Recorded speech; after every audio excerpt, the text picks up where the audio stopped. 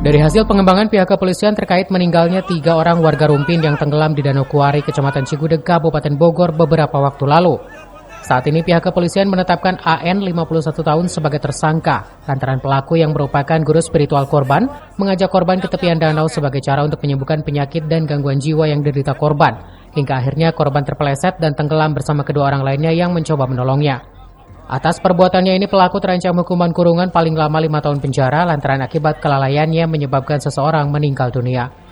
Kami penyidik Satreskrim Polres Bogor telah menetapkan satu orang berinisial AN umur 51 tahun sebagai tersangka atas dugaan tindak pidana karena kelalaiannya atau kealpaannya mengakibatkan meninggal dunia dengan ancaman hukuman paling lama 5 tahun.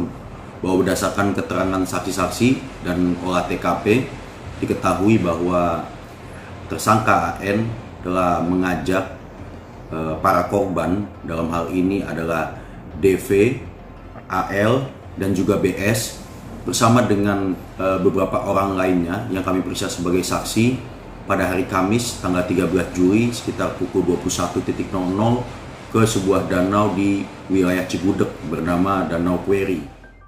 Dari Kabupaten Bogor, Iman Abdurrahman melaporkan.